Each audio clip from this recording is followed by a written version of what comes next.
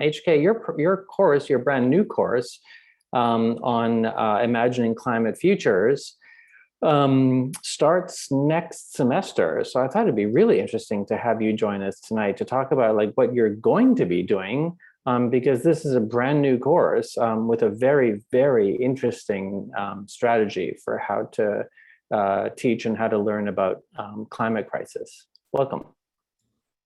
Thanks. And, Alan, I do want to say I really appreciate you, your level of risk taking on this one. Given that I'm a new teacher, this is a complicated subject to teach. I'm super excited about it, and I think I believe that the students and I are going to be able to come up with something interesting out of it. But it's definitely it's an experiment, this first one. So just to give you guys a little bit of background about the course. And how I came to it, I have been spending the last few years in a career transition after many years of design technology, design thinking, management consulting world, moved into looking at climate change from an urban policy and urban planning perspective, and have really, have sort of redirected my life. And as I was talking with Alan about a potential climate course this summer, and one of the things that I was describing was the emotional experience that I went through just learning what was at stake in understanding the climate crisis. Like once you really understand what's happening, there's this sort of roller coaster. It's really difficult to understand the scale of climate change. It's sort of this like Timothy Morton hyperobject construct. You can't really look at it and see all of it from one perspective. But we know that it's really going to unsettle and disrupt everything we know about how to be in the world. And you can't just be an attentive reader of the news and sort of understand and get an appropriate frame of reference to understand what's going to happen. And what ends up happening if you just kind of do that on your own is that you feel terrified and confused and distracted, or you think it's too abstract, it's out of my control. And so through this class, I'm hoping to kind of create a structured emotional process that we'll go through.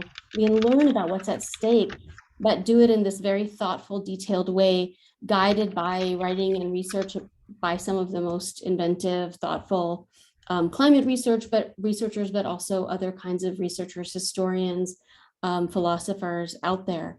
And we're gonna start by looking at grief and loss, right? We're all going to be facing loss of home and life and stability. What does that loss look like? What are the real stakes as we kind of go deep into the realities of climate change? From there, we ask about, why are we in the situation that we're in? Who can we point at to say, who's responsible? And that's really about rage, right? Like we should feel some anger here. The only question is where do we direct that anger? And how do we learn from that anger about where to go next?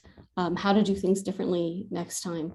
Then, of course, we're going to think about disorientation, because this is a process that's going to completely disrupt our social, moral, political, economic structures, reclassify all of the classifications that exist now, right? Like, how do borders work in a world in which people literally cannot live in some parts of the world? How do we think about legal frameworks? And that's, that's a challenging process to think about what it means when all of the ontologies that structure the way we think about the world begin to collapse. But then, to turn things around and be a little bit more hopeful, we do look at the ways in which people are addressing these problems, right? Like, how do we move away from the trite dystopian narratives that these kinds of pathways of thought can lead us down? We're going to reject dystopian methods and look at the ways that people have been challenging them.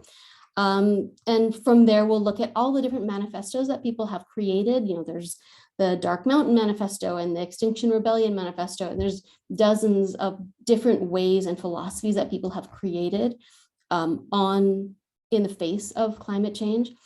How are people thinking about solving the problems? And then we're going to end with Donna Haraway's idea of staying with the trouble, which is really about staying present and engaged in these challenges without surrendering to doomism or denial. And there are examples that are out there, people who are acknowledging the trouble, activating their networks, activating their communities, collaborating, and as Haraway sort of ends with this idea of making kin and thinking about the different ways in which we sort of learn to be in the world. And that's the process, and there'll be some assignments and different ways of developing sort of imaginative narratives that describe how we redirect potential dystopian futures into more productive, imaginative, positive ways of being. So that was a lot. I think probably everybody, I'm just so excited about seeing how this can happen. Again, teaching climate through the lens of emotion, from despair and rage to hope, is just, I think it's radical, and I think it's going to be amazing. And also working with you back and forth on the actual syllabus, the scholarship, the foundational readings that the students are going to delve into. As this is really, there's some studio, but it's a lot of seminar style study. I think that the students will just be so conversant in contemporary thought, writing, reading, and debate, in something that I think is just, our early conversations were like, well, if it's already over, how do we even teach this? How do you learn about it? Why would you even learn about it, kind of thing, if everyone's telling us this is already over? And so this seems just so unbelievably hopeful to me. Just really, really excited. I would end with one question to you, which is, if this is through the lens of emotion, what is the emotion that you're coming to teaching this class with?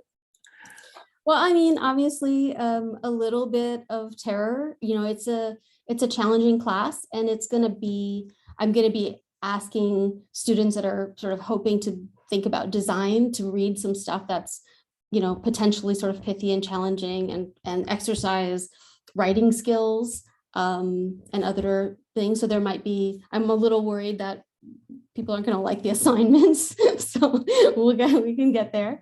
No teacher's ever been worried about that. That's amazing.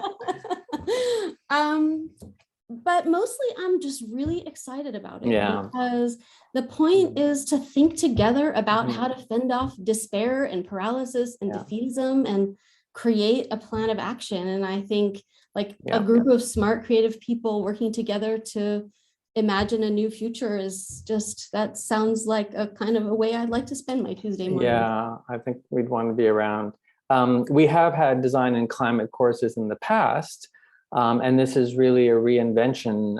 And again, I think a brand new and just very, very contemporary and sensitive way. Can't wait. Thanks for joining us and describing something that hasn't happened yet, which I think is amazing.